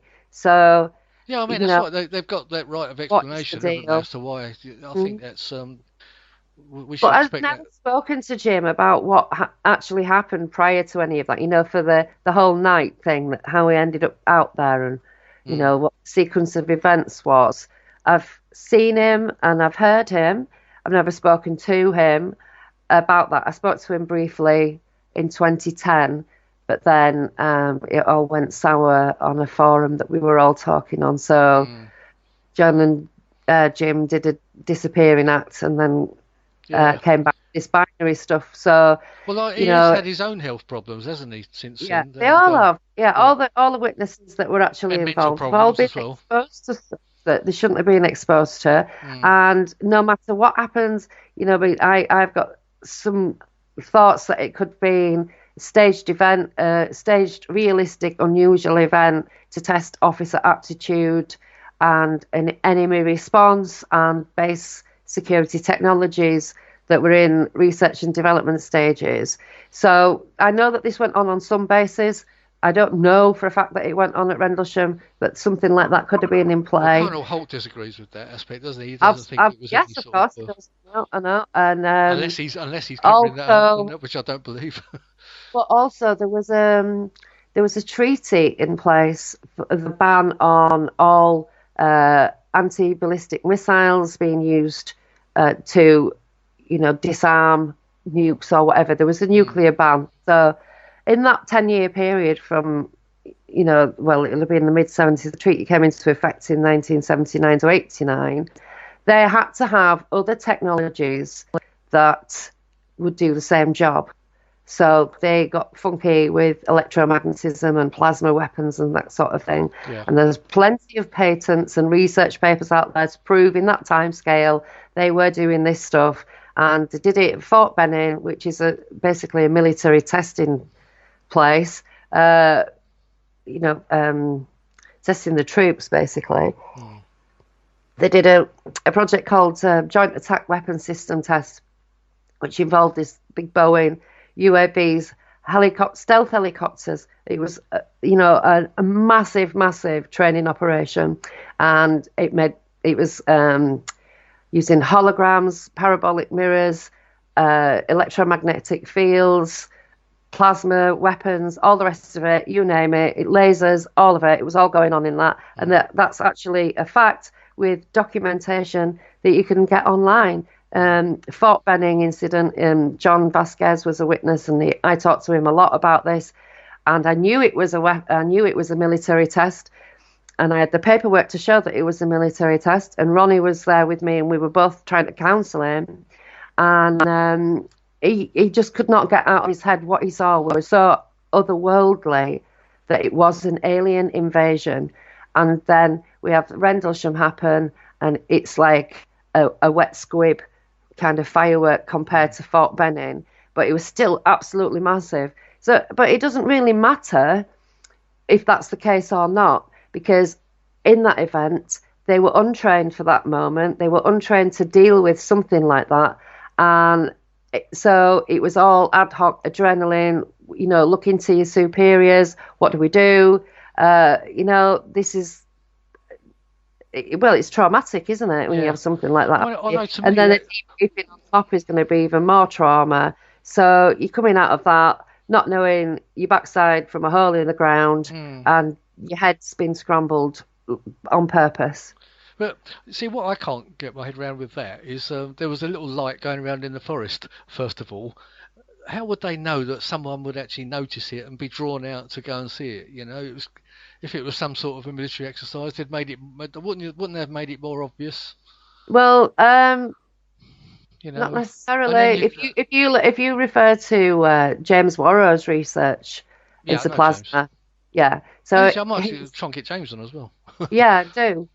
Because he was talking to me about the documents that I found, and I said to him, look, if you want to go down that rabbit hole, look at the attendees, the people that were on the list as attendees, and who were to be sent the minutes of each meeting, and then Google that person's name and put at the end of the Google search patent, CV or thesis, or all these different words, and see what they worked on, and what their special interest was, what their career was, and you will find patterns of they're all working on weapons. Some of them were from JCOR. It's like, this is a big deal, and it happened. It happened on bases. It definitely happened. It was sponsored by the Defence Nuclear Affairs Agency and the Law Enforcement Standards Agency, and it involved the Navy, the Armed Forces, and the Air Forces, and all of the, a multi-agency response enactment, black hat, white hat. That actually happened. There's minutes of meetings after that discuss the various technologies and everything that they've actually completed in these tests. So it did happen on bases somewhere in that time frame, and to me, I find it very difficult to move past that. Yeah, I can understand that. I mean, it proves that the military were playing at UFOs to see how to control the situation, because it really didn't have any contingency plan for example, what they use as an example was a sort of fleet of helicopters coming in from a private, a billionaire who wants nuclear weapons. They all come flying in, take over the base, get what they want, and fly out again. They didn't have a contingency for that. So that scenario was one of the examples given. But then at the end it said, but we've had some very Buck Rogers ideas. But going on that hypothesis as well, it sort of makes a mockery of the aliens landing at Cable Green, doesn't it? Well, yeah, because there's only him that said that happened. And the first time he even said it, he was in a hypnosis that he faked. So, his first memory of aliens when he was faking a hypnosis. But, they were where I was going with that was that they were messing about with electromagnetism a lot. And it was kind of like a bit of the Wild West. It was Norfolk and Suffolk, as far as tests were concerned. The MOD were throwing cadmium all over the place. for whatever reasons, they had radar bases like really close to civilization. Do you know what I mean? Yeah, So yeah. it was all going off, and with the over the horizon radar thing that they were doing, Cobra Mist, and then the Gwen Towers, you just don't know what that kind of those clashes of energies that are still in No. the air are going to create. And people are being told, don't go fishing there, you'll get microwaved to death. Mm, mm, So, then where does all that energy go? And yeah. what does it create? And does it attract something?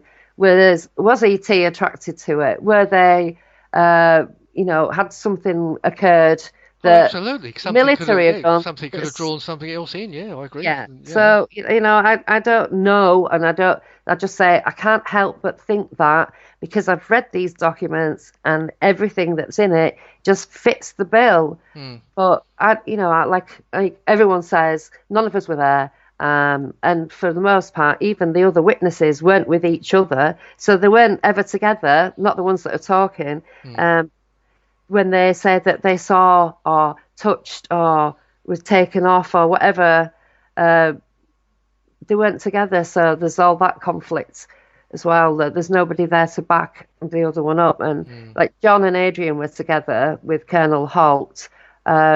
So hopefully John will find a little bit of peace inside himself as well as Adrian because they both really struggle with it. Mm. Yeah. And it's really sad because of this has either happened to them and it's so wild that they're just being left to rot, or it's been done to them on purpose and then they've just been left to rot. I Mm. think it's just appalling. Mm. I know Colonel Holt's quite close to Jim Penniston. I think they respect each other quite a lot. I Yeah. know they speak a lot. So, I mean, Colonel Holt speaks well of Jim. So, Mm. whether he agrees with I'd like to get his opinions on the binary and everything. That's perhaps we can go into that when we have the conference next in September. Maybe, yeah. Uh, It'd be interesting to know where it's going anyway. And yeah. Gary's been Well, obviously working hard on that. the book's out shortly, so hopefully everyone would have read, or a few of us would have read it by then, Yeah, so we will know what we're talking about. yeah.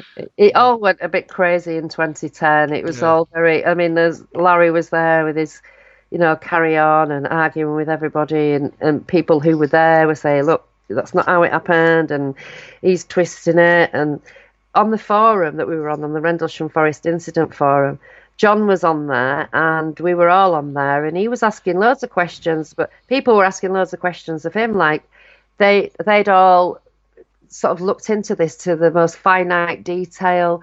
And John comes on and is like, oh, yeah, I don't know. I'm just trying to figure it out. And it gets bombarded with like 10 billion questions from 20 different people, Mm, all really, really, really like panicky details of, oh, like John wouldn't even know because he's not like he's researched the entire thing or saw everything everyone saw.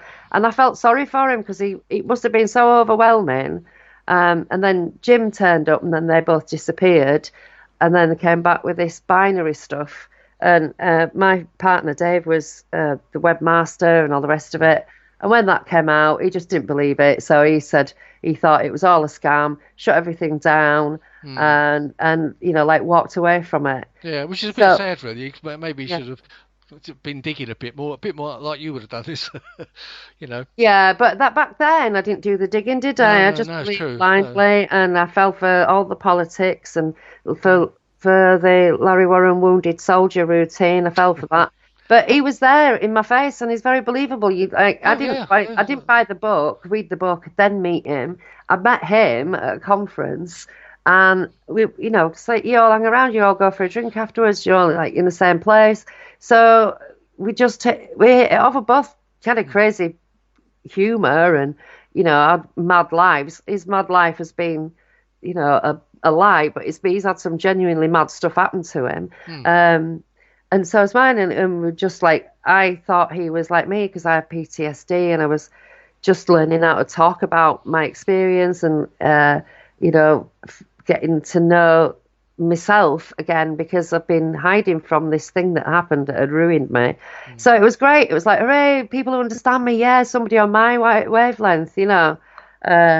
But turns out not to be true. But I wanted to believe it. You see, I Mm. wanted somebody to relate to who'd been face to face with a craft like that Travis Walton was a million miles away. Mm. Anyone else that had been in that position, I didn't know. But where was this guy? Where I totally thought, right, yeah, I know his damage. It's the same as mine.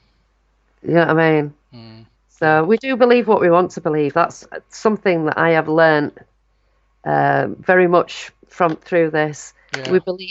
We think that we are human lie detectors. We think we just know. Sometimes we do, Yeah, but sometimes more we often do. that You're right. we don't. More often than not, we don't.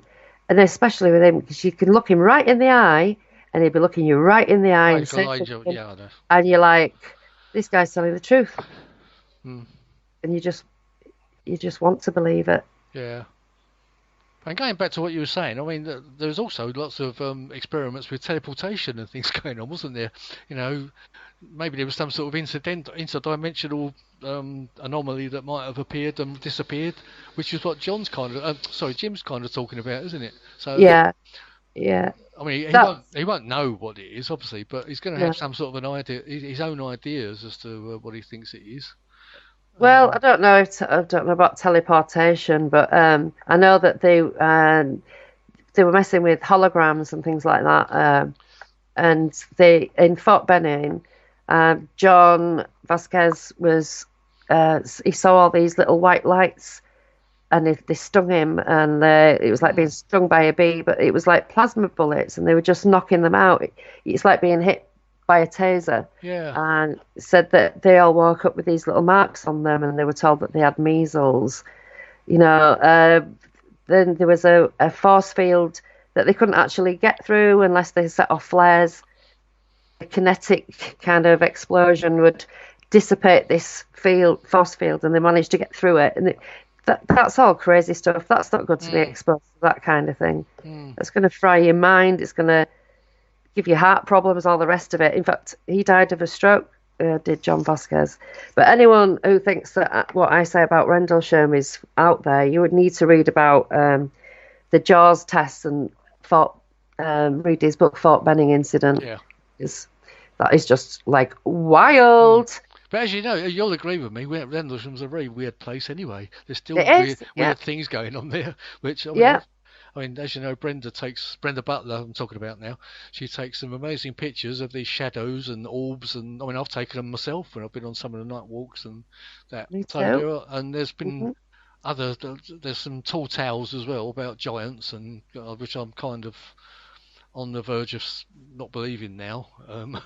But I don't know. I mean, Well, that to me just makes it an ideal place to do something like that, because any of the locals would see anything and they would just think that it was the phenomena, because it's a bit like that round there. So, people would just kind of see whatever and just brush it off as another bit of, oh, well, there you go. It's Rendlesham Forest, though, isn't it? It just makes you wonder if there's something that feeds on your imagination and makes you imagine things. I don't know. But, it's Well, certainly a weird place. I can guarantee that. I love it. I love going there. It is a weird place. It's got a massive history of death anyway, from many years ago, Saxons and Normans and just for people listening out there, before there. I actually live about 20 miles, 20 minutes away from Rendlesham Forest, so it's actually very near to me. Well, there are barrows and burial grounds there's all and sorts of all kinds of ancient things. It's one of the earliest Saxon areas, settlement areas, I believe, around this area. Yeah. You can tell by the churches because they have them square tops, not spires. It's a fascinating area. Oh, it's beautiful as well. It's Anyone so gets the chance to beautiful. come to this area. You're driving through the villages and there's pink and yellow cottages with thatched roofs, and any American that comes in, it's like, imagine having a thatched roof in America. Yeah. No way. So all the Americans I've heard that are based here, they loved it. They loved it being in this area. That's why. It's very picturesque. Yeah. And it's by the coast as well, so that's good. You're not far from and a big atomic station as well. Well, that's nice and sexy. Which is down the road. Yeah. But also, that actually made me think, well, if you wanted to do some crazy, crazy, crazy stuff with big magnets and large amounts of electricity, then just being a few miles away from a nuclear power station would be quite useful, wouldn't it? Yeah, yeah. When I've been in the woods, actually, we were talking about K2 meters before, a couple of years ago. When our friend Chris, before he died, we were in the woods, and it was going from red. It was going right across the top of the lights. It was going right to red and back again, and just disappearing. So normally, if you got some sort of a field, it would stay red all the time, wouldn't it? Not go up and down like it was, which is a bit that's a bit strange. Well, yeah, I've had electrical interference on photographs that you can see, like it's been Mm. when they have lines, like you've taken a picture of a screen. So I don't know how that could be Yeah. out there. Why would it affect cameras?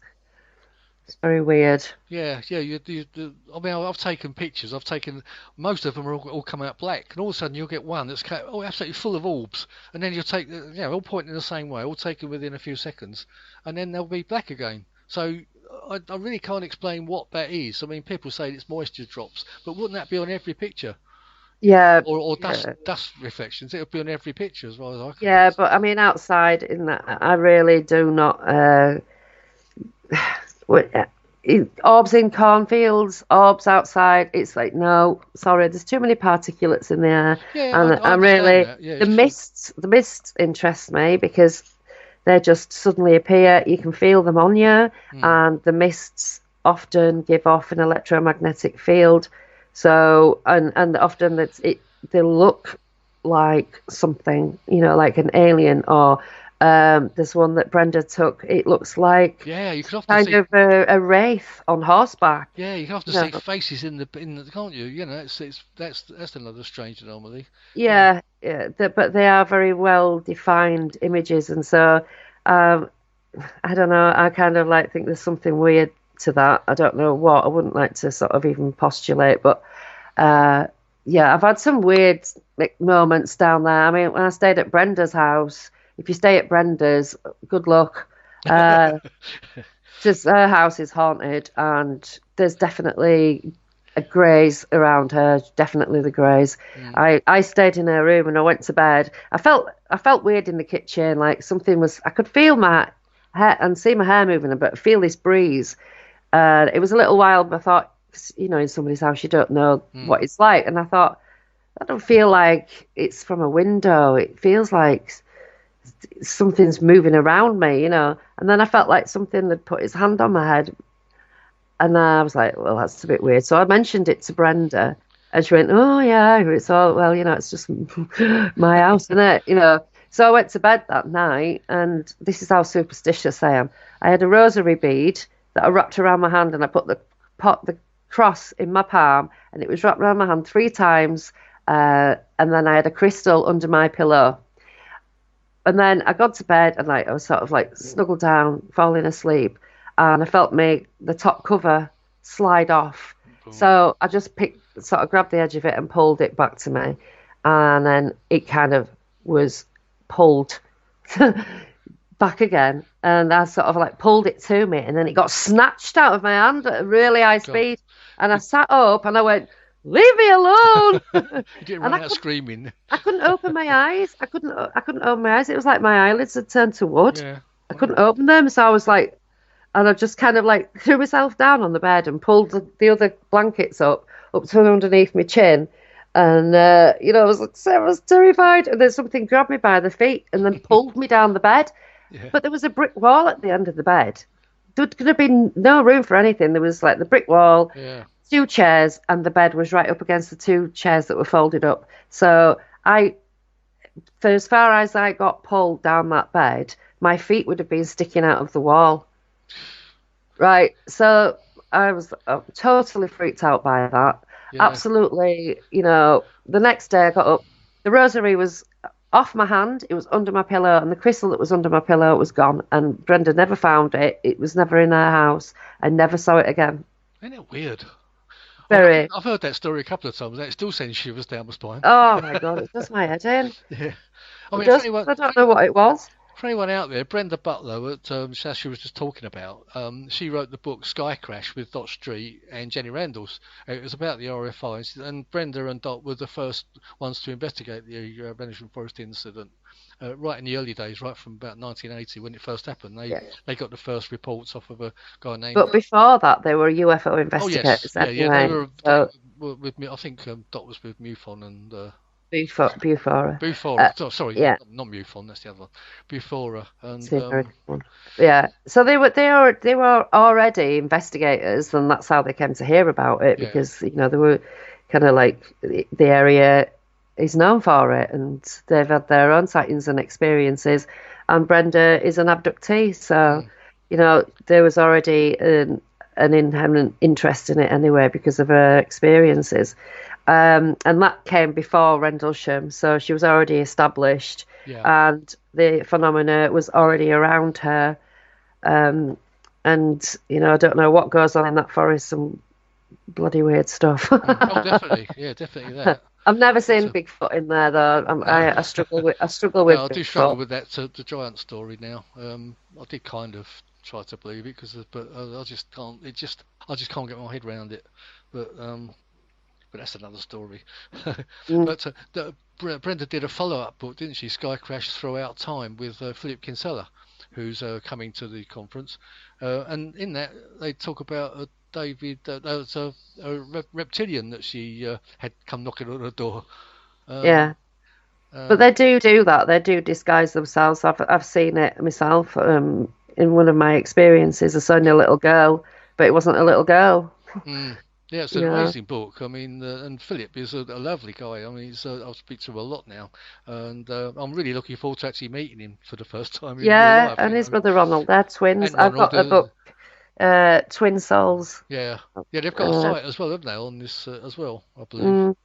It's a twin thing. I think they're connected on this network as well. They've been very supportive, actually. They're lovely. Absolutely, yeah. They're very gentle souls, very nice and proper. Not like me. I'm a bit rough around the edges. So we've had a lot of support from John Henson as well, who does the Haunted Skies books. But that's what the conference is. It's sort of sponsored by the Haunted Skies books. I mean, I just thought, I'm looking at my notes here. I've got the alien interview written down on my.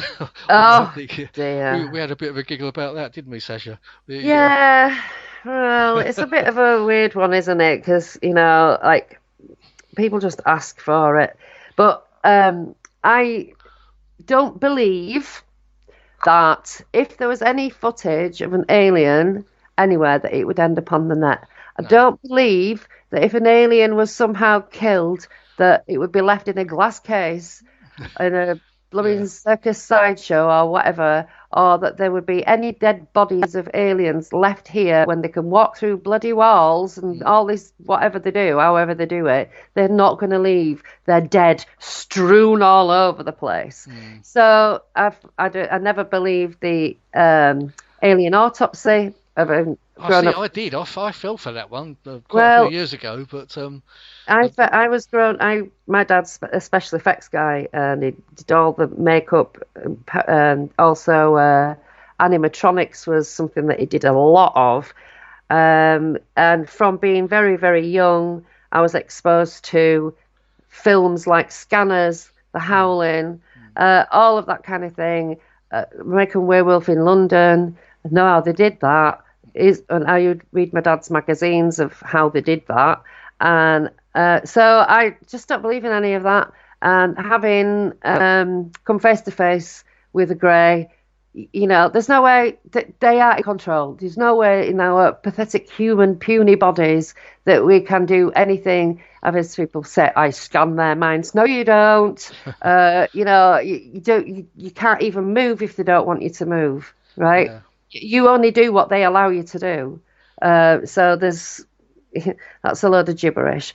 So, they have this personal energy about them that they can actually put in your head or whatever. So this alien sat at a table behind a very small window in the dark. All of that is deliberate to hide all of the stuff that's going on to make this thing function in the way that it does. You need the table because of all the cables that you need to hide. You need to have a very small, like, window, otherwise you've got to give it all arms and legs, and they've all got to be, operational as well and not look weird. So kind of like the head, the eyes, the neck movement, all that is very easy to achieve, especially if you blacken it all out. There's many reasons why, I don't believe it. Like, they keep it in a dark room because its eyes are sensitive to the light. But then apparently when it starts struggling, they shine the light in its eyes. Yeah. Like, that's the test pupil response. You're looking at a giant black eyeball. Yeah, there's no pupil in it anyway. Exactly. So, I'm sorry. There's just too many things in it that say that it's not even real. And that is so easy to do with animatronics. Yeah. If you've got a good mask, if you've got the good, when I was a kid, my dad had these things, Arnold Schwarzenegger's head in our house, just from memory, from this guy who'd done this for my dad to do these masks, latex masks. And it was absolutely perfect. It looked exactly like him. So, it's ridiculous to say that you can't do it. It can't be done. Of course it can be done. And it's owned by a production company. Yeah, I know. That's the crazy thing. But for not believing it, we've just been subjected to constant haranguing. Yeah, we just say, well, go along and get on with, you believe it if you want, and take your friends away and believe it. But do what you want. But you believe just get insulted because you don't believe it. Yeah. No, and he was saying that he didn't believe this abductee. She filmed herself disappearing from her bed and coming back 13 minutes later. It was features on that fact or fake, and they couldn't debunk it. The footage is on a DVR that NASA had to write a program for to get it off, and they confirmed it had never been taken off, never been interfered with, all the rest of it. That's what happens. There's no way that these things are going to leave bodies laying around or let them be, interrogated in that way or whatever. It's just so ridiculous. No, I'm sorry. I just can't even believe all that. They're in control. We're not in control. They are. Well, I mean, this is supported by Spiros Malaris, who was on. He did a show a couple of weeks, about a week or so ago, with Philip Mantle and Chris Evans on their Outer Limits show, didn't they? And when Colin Woodford was on there, and they. No, Wolford, didn't it? Not Wolford. Wolford, and, and they really they ran rings around him, didn't they? He was supposed to be on there to give evidence, some sort of statements of evidence to say why he believes, that it's all real. And really, there was nothing that came out of it at all. I think, and Spiros made offers to say, "Well, take it away, and I'll pay for it to get it tested and everything." And I mean, if you really believe what you believe, then you'll take that offer up, won't you? But I think everything's gone quiet on that scene, from what I gather. Oh, I don't know. I can't be bothered with him anyway because it's all just drama, isn't it?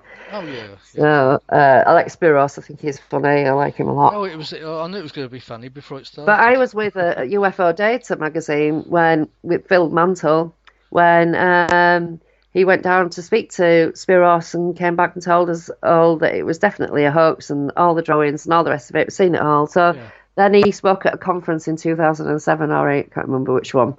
But anyway, I was there. So to me, it was never real. It was never real. And the Roswell slide was a big, massive circus over a photograph. A photograph. That's what it was. It wasn't a real actual body. Everyone going mad. You're all ignorant if you don't believe it. You don't understand the science. Don't understand the science of what? And you need to pay $100 to see the real thing. Yeah. Yeah. So I had to. I went on Google and I found. I can't remember what the condition is called, but the chest cavity and the way that the ribs are. There's a particular condition, and it took me like about 5 minutes to find it and be quite sure that that's what was going on, and to say this child shouldn't be being paraded like this, and wherever it is, it should be given a decent burial. It's not an alien, it's a dead child.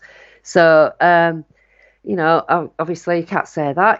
It's an attack, so I got attacked for saying that it's a child. I know, it's crazy. It's like, oh, for God's sake. And the people think that I'm sure people think that I don't believe in anything. I do, right? I've had experiences. I've been abducted. I've seen UFOs, lots. I've seen one with a group of people and one of them landed. I've had multiple experiences of all kinds of things, but I just don't believe a lot of the crap that's out there. Yeah. There's people who do lie. You can make this stuff up. People say, "Oh, you can't make it up." Yes, you can. Yeah. Well, I would say sort of like 95% of the videos you see on the you never know which ones are real and which ones aren't. But I think probably at least 95% of them are faked.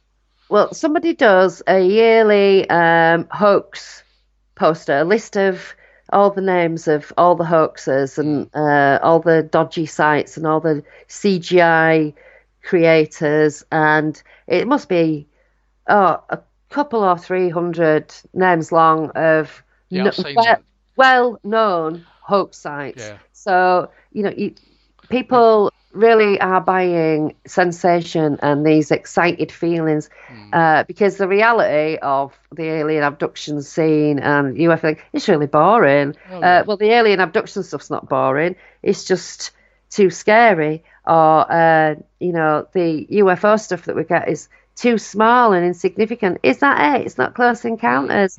Why hasn't anybody ever got a camera? Or, we didn't have a camera when we were on top of a mountain in Wales in 1997, and they certainly didn't have any phones with cameras on at that time. No. So. And to be honest, by the time you get a camera out and take it, get yourself or your phone, you're swizzling through it with your finger, and by the time you've done all that, it's already gone anyway. With a lot of these things. But I mean, even if we'd taken the video camera, which was actually still on the floor behind the front door, I don't think it would have worked because something was affecting biology before as well. But affects cameras, yeah. The sheep were all laying down, subdued. There was a fly in the bathroom that was subdued. That Steve touched. It didn't fly off, but it wasn't dead. And we were all behaving weirdly. So you should imagine whatever was emitting from that craft above us was probably going to interfere with the camera. But I do find it strange that out of the big pile of things that we took, we missed the camera. Perhaps you've got time to go into a bit more detail about that. Well, we've still got about 10 minutes to go. All right, yeah. Just have a quick sip of my tea. Yes. Went to Wales in 1997 with my boyfriend, his sister. His sister took her child, Joseph, and also their Uncle John went. I was there with my son, Louis, and the two boys. Louis was about 6, and Joseph will have been about 5, maybe 4, about a year and a half apart in age. So gone to this little cottage in February because it's cheap and it's nice to get away. Wales is beautiful and it's also lush and green and hilly and quiet and nice, so you get these really good bargain deals in winter months in these cottages, so that's what we did. And then on the Saturday night, I was going to go get a bath, and Steve was washing up, and he got in mind to go and look outside and look at the sky, doing a bit of UFO spotting. Our guy watching, he thought, oh no, it's cloudy, they won't be able to see anything. And then he said that his brain said, yeah, but they use clouds to hide. And so he decided to go out and have a look. And then after however long, he spotted this flickering light off in the distance, as far off as you could see, basically. I don't know what distance that is across the sky when you're on top of a mountain. Especially when you don't know how big it is that's coming from. Yeah, well, I know it was pretty big, but it was far away. I don't know how many miles. I used to think that was probably about 20 miles, but apparently it's not. So, however far away the horizon is, there. And it was moving off to our right. Steve called me out, and I'm leaning on the wall. I'm going, I can't see it. So I ended up looking along his arm, along his finger to where he was pointing, and then I saw something that I thought was lightning. And I said, I think it's lightning. And he said, it's not, watch it. So I kept watching, and it was coming on, going off, coming on, going off. And it was exactly the same every time, and lightning isn't. So it was moving and just flashing. And then it stopped, and it started getting bigger because it was coming towards us, and it zigzagged over. I don't know how long it took. It was slow. It wasn't in any rush. And it kind of went behind the house and in front of the house. And as we were all out by then watching it, and it came to be literally right over our heads, over the house, and the central circle of light. It was the typical kind of thing, central circle of brilliant white light that you could look at, didn't hurt your eyes, and everything it touched was, the light touched it went blue. So everybody had a blue tinge to them. All the walls of the house had a blue tinge. Everything had this blue tinge. My son said that a hand had come through the hedge and touched his foot, and that it wasn't his imagination. He saw it with his eyes, and he was terrified. So I said to Steve, let's take him back in. But a little while before that, I noticed a strobe light on the side of the house, which was to my right and slightly behind. I kind of saw the flash, so I looked. It was orange strobe effect, and I looked behind, and there was a sphere on the ground. Probably, I don't know. It's hard to remember exactly, but maybe it's tall enough for somebody to stand up in. But it was emitting this like grey white light every other second, like pulsing quite slowly with all this mist sort of surrounding it and rolling around. And so we took the kids in because they were getting scared. John was, I think, struggling with it. He'd said it was the Aurora Borealis at one point, but then we found him chopping into a door frame with an axe in a shed, distracting Joseph, but I think he was equally distracting himself. He was saying, "This is how we chop the wood, Joseph." And I think he was just scared, and the kids were scared. And I think the children had the right attitude about it, whereas we were all like in awe, Steve said he started to get nervous, but you start to get nervous, you should be like, oh my God, right from the very onset of it, what the hell is going on? Not like, oh wow, look at this, whoa, this is interesting, oh how awesome, yeah. And then so he took the kids back in the house, and Steve went straight to the sink and started drying the dishes that he'd been washing before he went out, even though they must have been dry, we'd been out there that long. And John and Daniel went to sit back in the front room and watch TV, and the children went back to the bottom of the stairs where they were playing when Steve had shouted me down from upstairs because I was in the bedroom. And they all just went back to doing what they were doing before, like fireworks were over. It was like, oh, it's a bit, I thought, chuff this. I said, I'm off back outside. And nobody went, don't do that, or I didn't think it was a bad idea. I was just like, oh, they're being weird. Not the situation is weird. They were behaving weirdly for the situation. This I knew, and that's all I knew. And I walked out of the house and walked up the full length of the garden to where we were stood before, with the sphere on the ground behind me and this bloody craft above us, which I could only see about 60 feet of it. But as it was coming towards us, it was rippling like a big giant jellyfish through the clouds with all these lights that were flashing.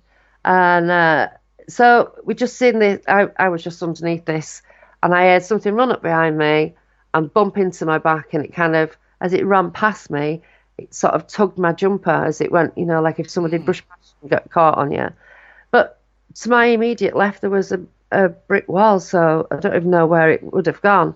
But then, I didn't even think that at the time, because I realised that I was running, after I'd started. It wasn't a case of, oh my God, I need to get back to the house or anything. It was fight or flight. I've had that. Boom, running.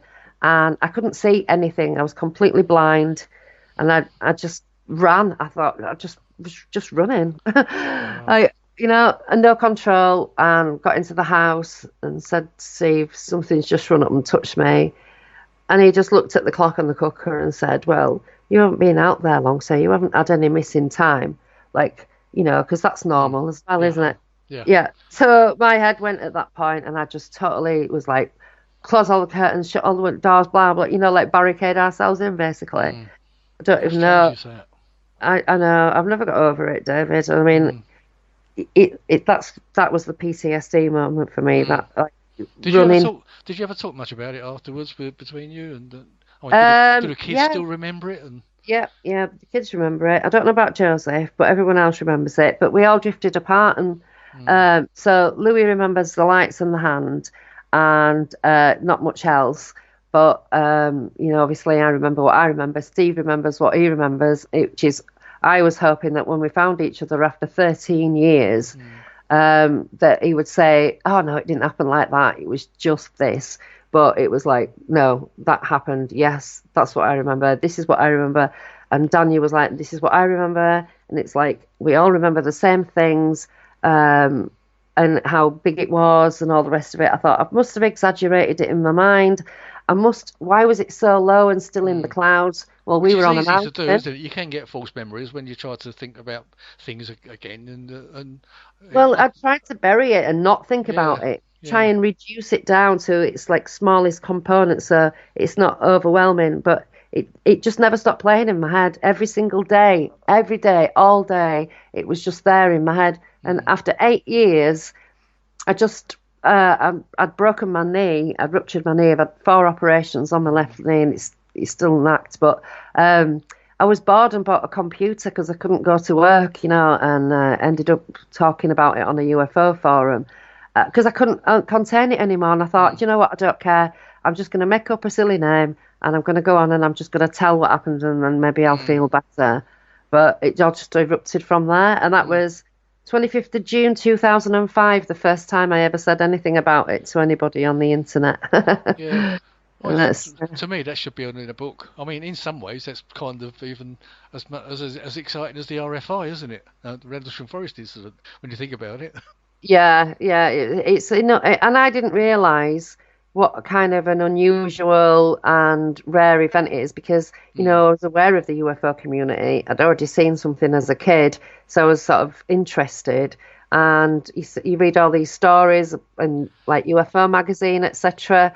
And you think, oh, well, they all know what's going on and then they'll be able to help me. So I came to the internet to try and heal. And, mm, it's been quite a journey. But after 13 years, I think I found my feet now, and mm, it's kind of been normalized, even though it's so abnormal. Just being able to talk about it and yeah. have other people around me who have like mirror feelings from their event and similar events, it's kind of made it feel less abnormal and made me feel less abnormal.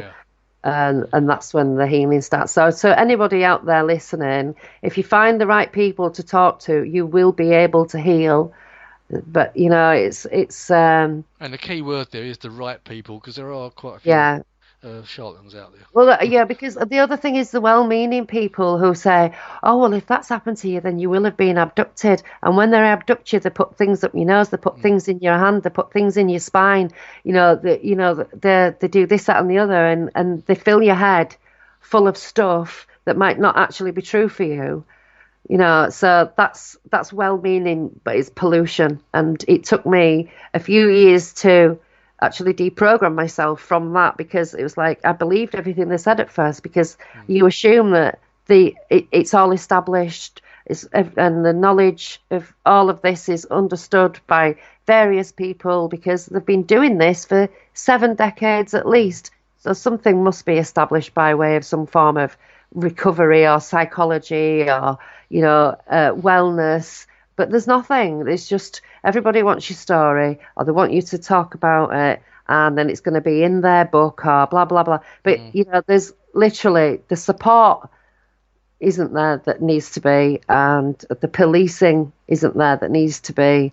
So it's a little bit of a dangerous community because there's a lot of people out there who want to manipulate you, want to control you, or just and get mess your with your money. head. And yeah, and then there's a lot of them who just want your money. So it's very hard to find out who's who because as soon as you come on the scene, all the people that you should actually avoid are the ones that will present Yeah. themselves to Yeah. you first. That's right. Yeah. So, like just don't trust everybody or don't trust anybody actually and until you feel that you're talking to somebody who actually really does get you. I mean, even then, it's still not guaranteed that they're going to be legit. You know, Mm, we believe Larry Warren. You know, he was mm, a very convincing liar, and there are a lot of very convincing liars, and we don't see it in other people because mm. it doesn't exist inside ourselves. So we're not thinking, is this guy out to, shaft me? Because you don't think like No, that. that's right.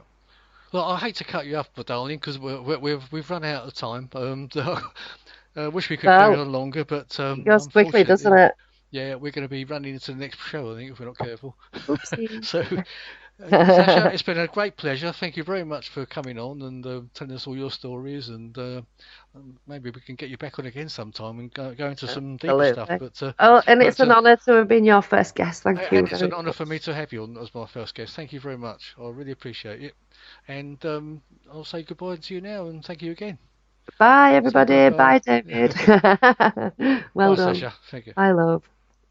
Right, just to finish, if you want to check out on Sacha Christie, you can Google her, and I'm sure you'll find a lot of her blogs, and it's infomaniac you'll be looking for. Not anyway, I'm going to say goodbye now to you all, and thank you very much for listening to my first show, and hopefully we'll have another interesting guest for my next one. Um, so I shall say goodbye, and don't forget, sleep with one eye open. Bye bye now.